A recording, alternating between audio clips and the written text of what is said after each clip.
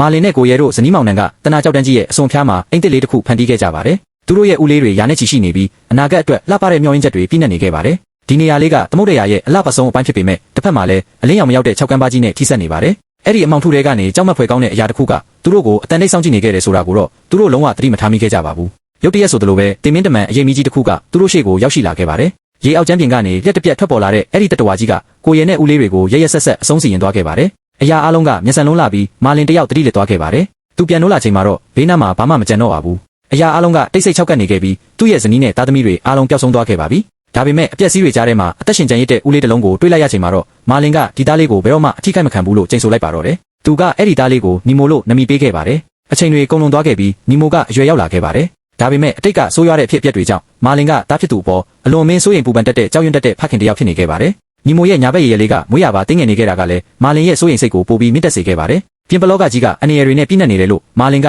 မြဲတမ်းသတိပေးတတ်ပြီးနီမိုကိုသူ့မျက်စိအောက်ကနေအပြောက်မခံခဲ့ပါဘူး။နီမိုကျောင်းစတက်ရမယ့်ပထမဆုံးနေ့မှာပဲပြဿနာတွေစတင်ပါတော့တယ်။တနာကြောက်တန်းရဲ့အစွန်ဖျားအန်ရယ်များတဲ့6ကမ်းပါးကြီးနားကိုကျောင်းသားတွေရောက်သွားချိန်မှာမာလင်တယောက်သားဖြစ်သူကိုစိတ်မချနိုင်ပဲလက်ရှာရင်ရောက်လာခဲ့ပါတယ်။သူငယ်ချင်းတွေရှေ့မှာအဖေဖြစ်သူရဲ့အလွန်မင်းတားဆီးမှုနဲ့အဆက်ခွဲခံရတယ်လို့ခံစားလိုက်ရတဲ့နီမိုကဒေါသထွက်သွားခဲ့ပါတယ်။ဖခင်ကိုစန့်ကျင်ခြင်းနဲ့စိတ်ကိုတက်တည်ပြခြင်းနဲ့စိတ်တွေနဲ့နီမိုကရထားတဲ့လေကြီးတစ်စီးစီကိုအန်ရယ်ကြားကနေရဲရဲဝံ့ဝံ့ကူးသွားခဲ့ပါတယ်။မာလင်ရဲ့အော်ဟစ်တားဆီးတန်တွေကြားကနေနီမိုကလေကိုသွားထိနိုင်ခဲ့ပါတယ်။ဒါပေမဲ့အဲ့ဒီအချိန်မှာပဲမမျှော်လင့်ထားတဲ့အရာတစ်ခုရုတ်တရက်ဖြစ်ပျက်သွားခဲ့ပါတယ်။ရေငုံသမားတစ်ယောက်ကနောက်ကနေအတန်တိတ်ချင်းကပ်လာပြီးနီမိုကိုလက်တပြက်ဖမ်းဆီးသွားခဲ့ပါတယ်။မာလင်ကသူ့ရဲ့အသက်လောက်ချရတဲ့သားလေးကိုကယ်တင်ဖို့အကြောက်တရားတွေကိုဘေးဖယ်ပြီးအစွမ်းကုန်စူးစမ်းခဲ့ပါတယ်။ဒါပေမဲ့ကြီးမားလာတဲ့လေကြီးရဲ့အရှိန်ကိုသူမမီနိုင်ခဲ့ပါဘူး။လေကြီးကမျက်စိရှိမှတင်အဝေးကိုထွက်ခွာသွားခဲ့ပြီးမာလင်တယောက်တည်းရေပြင်ကျဲကြီးရဲ့မှာအကူညီမဲ့စွာကြံရစ်ခဲ့ပါတော့တယ်။တကောင်နဲ့ကြံရစ်ခဲ့တဲ့မာလင်ကသမုဒ္ဒရာကျဲကြီးရဲ့မှာလမ်းပြောက်ပြီးယူမတက်ခံစားနေရပါတယ်။တားဖြစ်သူကိုလိုက်ရှာဖို့တွေးသမျှလူကိုအကူညီတောင်းပေမဲ့ဘယ်သူမှသူ့ကိုဂရုမစိုက်ကြပါဘူး။အဲ့ဒီအချိန်မှာပဲထူးဆန်းတဲ့ငါးပြားလေးတကောင်နဲ့သူဆုံတွေ့ခဲ့ပါတယ်။သူမနာမီကဒိုရီပါ။ဒိုရီက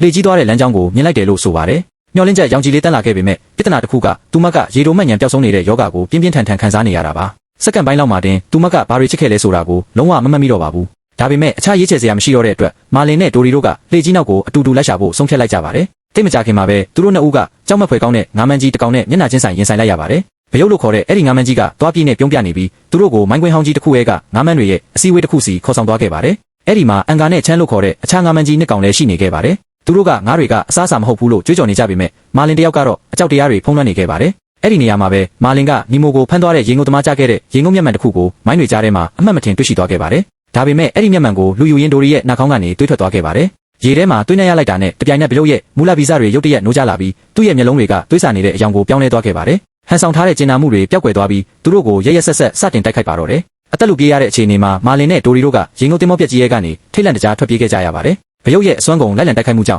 တော်ပီဒိုဒုံးကျည်တစ်ခုမတော်တဆပောက်ကွဲသွားခဲ့ပါတယ်။ပြင်းထန်တဲ့ပောက်ကွဲမှုကြီးကြောင့်ရေအောက်ကျမ်းပြင်တစ်ခုလုံးတုန်ခါသွားခဲ့ပြီးသူတို့နှစ်ဦးကအသက်ဘေးကနေတီတီလေးလွတ်မြောက်သွားခဲ့ပါတယ်။အရာအလုံးတိတ်ဆိတ်သွားချိန်မှာတော့ရေငုံမျက်မှန်ပေါ်ကစာတန်းကိုဖတ်နိုင်ဖို့ဒိုရီကစူးစမ်းနေရင်အလင်းရောင်လုံးဝမရှိတော့တဲ့ရေနက်ပိုင်း6ကမ်းပါးကြီးစီကိုသူတို့တဖြည်းဖြည်းကျဆင်းသွားခဲ့ပါတော့တယ်။အလင်းရောင်လုံးဝမရှိတဲ့ရေနက်ပိုင်း6ကမ်းပါးကြီးထဲမှာမာလင်နဲ့ဒိုရီတို့ကထိတ်လန့်တကြားပြုတ်ကျသွားခဲ့ပါတယ်။ပတ်ဝန်းကျင်တစ်ခုလုံးကအကြတန်ကြားရလောက်အောင်တိတ်ဆိတ်နေပြီးကြောက်မက်ဖွယ်ကောင်းတဲ့အမောင်ထုကြီးကသူတို့ကိုအပီးတိုင်ဝါမျိုးထားပါတယ်။အဲ့ဒီအချိန်မှာပဲအမောင်ငယ်ကနေလှပတဲ့အလင်းရောင်လေးတစ်ခုတဖြည်းဖြည်းထွက်ပေါ်လာခဲ့ပါတယ်။အလင်းရောင်လေးကနတ်သမီးလေးတစ်ပါးလိုလှပနေပေမဲ့အဲ့ဒီနောက်ွယ်မှာတော့ရက်ဆက်လာတဲ့တင်မင်းတမန်တတဝါကြီးတစ်ကောင်အတန်တိတ်ပုံကွယ်နေခဲ့ပါတယ်။ကြီးမားလာတဲ့သွားတွေနဲ့အင်္ဂလာဖစ်ရှိကြီးကသူတို့ကိုရဲရဲဆက်ဆက်အဆုံးစီရင်ဖို့ရုတ်တရက်အမောင်ငယ်ကနေထွက်လာပါတော့တယ်။အသက်လူပြေးရတဲ့အခြေအနေမှာမာလင်ကဒိုရီကိုကယ်တင်ဖို့အစွမ်းကုန်စူးစမ်းခဲ့ရပါတယ်။ကြောက်မက်ဖွယ်ကောင်းတဲ့ဘီလူကြီးရဲ့အလင်းရောင်ကိုအသုံးချပြီးဒိုရီကရေငုံမျက်မှန်ပေါ်ကစာတန်းကိုဖတ်နိုင်ဖို့စူးစမ်းခဲ့ပါတယ်။တေမင်းနဲ့လက်တကန်းလိုမှာပဲသူမကပီရှာမန်နဲ့စစ်တနီဆိုတဲ့လိပ်စာကိုအောင်မြင်စွာဖတ်နိုင်ခဲ့ပါတယ်။မာလင်ရဲ့အသက်ဆုံးကြိုးပမ်းမှုကြောင့်သူတို့နှစ်ဦးကအင်္ဂလာဖစ်ရှိကြီးကိုကြောက်တုံးတစ်ခုနဲ့ရစ်ပတ်ချီနှောင်နိုင်ခဲ့ပြီးအမောင်ထုတွေကနေတီတီလေးလွတ်မြောက်လာခဲ့ကြပါတယ်။လိပ်စာတီးလိုက်ရတဲ့အတွက်မာလင်ရဲ့ရင်ထဲမှာတားဖြစ်သူကိုပြန်တွေ့ရတော့မယ်ဆိုတဲ့မျှော်လင့်ချက်တွေပြန်လည်ရှင်သန်လာခဲ့ပါတယ်။တစ်ဖက်မှာတော့နီမိုတယောက်အတိစိတ်ပြန်ဝင်လာချိန်မှာထူးဆန်းတဲ့ဖန်ပုံးကြီးတစ်ခုရဲ့ကိုရောက်နေခဲ့ပါတယ်။ဒီနေရာကသမုဒ္ဒရာမဟုတ်ပ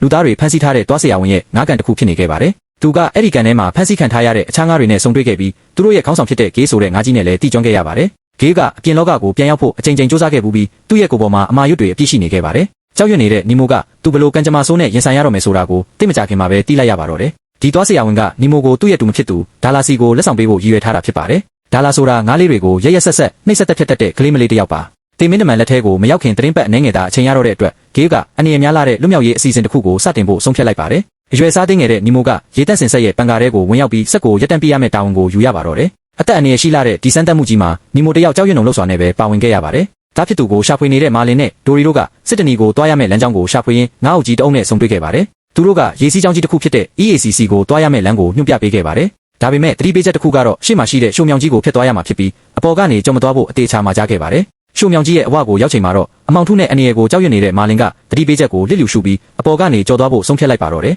ဒီဆုံးဖြတ်ချက်ကသူတို့နှစ်ဦးအတွက်အကြီးမားဆုံးအမှားတစ်ခုဖြစ်လာခဲ့ပါတယ်ရေပြင်ထက်ကိုတက်သွားချိန်မှာတော့ပတ်ဝန်းကျင်တစ်ခုလုံးတိတ်ဆိတ်သွားပြီးရေကကြည်လင်နေခဲ့ပါတယ်ဒါပေမဲ့ရုတ်တရက်ဆိုသလိုပဲတင်မင်းတမန်တွေဖြစ်တဲ့အစိပ်ပြင်း jellyfish အကောင်ရေထောင်တောင်းချီပြီးသူတို့ကိုဝိုင်းရံလာပါတော့တယ်အသက်ရှူမလောက်အောင်တိတ်ဆိတ်နေတဲ့ဒီတင်မင်းကွင်းပြင်ကြီးရဲ့မှာအနှဲငယ်ထိမိတာနဲ့အသက်ဆုံးရှုံးနိုင်ပါတယ်အလွန်ကြီးမြန်စွာပြေးလွှားရင်ဒိုရီတယောက်အစိတ်ရှိတဲ့လက်တံတွေကြားမှာပိတ်မိသွားခဲ့ပါတယ်ဒါဖြစ်သူအတွက်အသက်ရှင်ရမယ့်မာလင်ကသူ့ရဲ့အကြောက်တရားတွေကိုလုံးဝမေ့ပစ်လိုက်ပြီးဒိုရီကိုကယ်တင်ဖို့တင်မင်းကွင်းပြင်ထဲကိုရဲရဲဝံ့ဝံ့ပြန်ဝင်သွားခဲ့ပါတော့တယ်အစိတ်ပြင်းလာတဲ့ဒဏ်ရာတွေကိုအကြိမ်ကြိမ်ခံစားရရင်မာလင်ကဒိုရီကိုအပြင်ဘက်ကိုဆွဲထုတ်နိုင်ခဲ့ပါတယ်ဒါပေမဲ့အစိတ်တွေပြန့်နှံ့လာပြီးနာကျင်မှုတွေအဆက်မတန်မြင့်တက်လာတဲ့အခါသူ့ရဲ့ခန္ဓာကိုယ်ကလုံးဝအလုံးမလုံးတော့ပါဘူးအရာအလုံးကဝေဝါးလာပြီးနောက်ဆုံးမှာတော့မာလင်တယောက်အမောင်ထုတဲ့ကိုလုံးဝနစ်မြုပ်သွားခဲ့ပါတော့တယ်အစိတ်ပြင်းလာတဲ့တင်မင်းကွင်းပြင်ကြီးရဲ့မှာအတိစိတ်တွေလွတ်ထွက်သွားခဲ့တဲ့မာလင်ကအချိန်တန်ကြာမှမျက်လုံးကိုတဖြည်းဖြည်းဖွင့်နိုင်ခဲ့ပါတယ်ပတ်ဝန်းကျင်တစ်ခုလုံးကအလွန်လျင်မြန်တဲ့အရှိန်ဟုန်နဲ့ရွေ့လျားနေပြီးသူကကြီးမားလာတဲ့ပင်လယ်လိပ်ကြီးတစ်ကောင်ရဲ့အခွန်ပေါ်မှာလဲလျောင်းနေတာကိုရုတ်တရက်သတိထားမိလိုက်ပါတယ်ခရက်ရှ်လို့ခေါ်တဲ့အဲ့ဒီလိပ်ကြီးကရေစီးကြောင်းအလွန်ပြင်းထန်တဲ့ EAC လမ်းကြောင်းပေါ်မှာအုပ်စုလိုက်ခီးသွားနေတာဖြစ်ပါတယ်တေဘေးကနေအမွယ်နီးနဲ့လွတ်မြောက်လာခဲ့တဲ့မာလင်ကပတ်ဝန်းကျင်ကတက်ရှိတွေကြားမှာအသက်လူခဲ့ရတဲ့သူ့ရဲ့ကြောက်မက်ဖွယ်ခီးစဉ်အကြောင်းကိုပြန်လည်ပြောပြခဲ့ပါတယ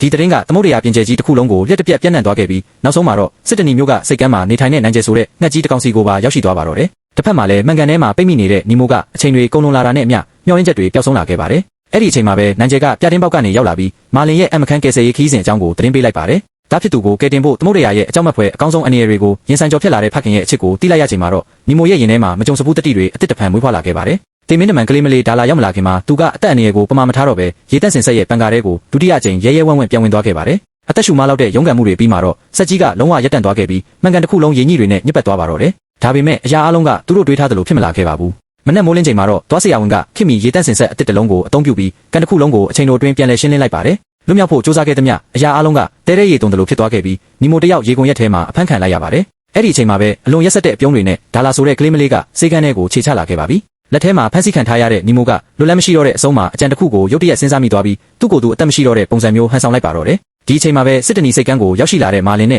့ဒိုရီတို့ကငှက်ဆိုးကြီးတွေရဲ့ရန်ကနေထွက်ပြေးရင်နိုင်ကျဲရဲ့ပါဆက်ထဲကိုရောက်သွားခဲ့ပါတယ်နိုင်ကျဲကသူတို့ကိုအချိန်မီကယ်တင်နိုင်ဖို့သွားဆရာဝန်ရဲ့ပြတင်းပေါက်ကိုအချိန်ပြင်းပြင်းနဲ့ဝင်တိုက်လိုက်ပါတယ်အခန်းထဲမှာပရမ်းပါတာဖြစ်သွားချိန်မှာမာလင်ကဖန်ကန်ထဲကိုလှမ်းကြည့်လိုက်ပါတယ်ဒါပေမဲ့သူမြင်တွေ့လိုက်ရတဲ့မြင်ကွင်းကတော့သူ့ရဲ့ဘဝတစ်ခုလုံးကိုပြိုလဲသွားစေခဲ့ပါတယ်ရေပေါ်မှာပေါ်နေပြီးအသက်ငွေလေးတောင်မရှိတော့တဲ့နီမိုကိုမြင်လိုက်ရချိန်မှာဖခင်တယောက်ရဲ့မျောလင်းချက်တွေအားလုံးတဆစီကွဲချေသွားခဲ့ပါပြီအမှန်တကယ်တော့နီမိုကအင်တာပြုံကနေတဆင့်ရေဆိုးမြောင်းထဲကိုရောက်ဖို့ဟန်ဆောင်နေတာဖြစ်ပေမဲ့မာလင်ကတော့ဒါကိုလုံးဝမသိခဲ့ပါဘူးယူကျုံမရဝမ်းနဲ့ပူဆွေးမှုတွေနဲ့အတူမာလင်ကနိုင်ကျဲရဲ့ပါဆက်ထဲကနေပြန်လဲထွက်ခွာသွားခဲ့ပါတယ်ဖန်ကန်ထဲမှာကြံရိတ်ခဲ့တဲ့ဂေးကတွေးပြက်နေတဲ့အခြေအနေကိုအသုံးချပြီးဒါလာရဲ့လက်ထဲကနေနီမိုကိုလွတ်မြောက်အောင်အစွမ်းကုန်ကူညီပေးခဲ့ပါတယ်ဂေးရဲ့အသက်ဆုံးကြိုးပမ်းမှုကြောင့်နီမိုကရေဆိုးမြောင်းပြုံပေါက်ထဲကိုကျသွားခဲ့ပြီးသမုဒ္ဒရာကြီးစီကိုအရှိန်ပြင်းပြင်းနဲ့စီးဆင်းသွားပါတော့တယ်တစ်ဖက်မှာတော့တားဖြစ်သူကိုဆုံးရှုံးလိုက်ရပြီလို့အထင်ရောက်နေတဲ့မာလင်ကဒိုရီကိုပါလမ်းခွဲစကားဆိုပြီးသမုဒ္ဒရာအမောင်ထုတဲ့ကိုတကောင်ငယ်ပြန်လဲထွက်ခွာသွားခဲ့ပါတယ်အဖော်မဲ့သွားတဲ့ဒိုရီကသူမရဲ့ယောဂကြောင့်အတိတ်ကအဖြစ်အပျက်တွေအားလုံးကိုလုံးဝမေ့ပြောက်သွားခဲ့ပါတယ်ဘာလို့ရမှမသိပဲလမ်းပြောင်းရတဲ့အချိန်မှာပဲရေဆိုးမြောင်းထဲကနေလွတ်မြောက်လာတဲ့နီမိုနဲ့သူမကအမှတ်မထင်ဆုံးတွေ့သွားခဲ့ပါတယ်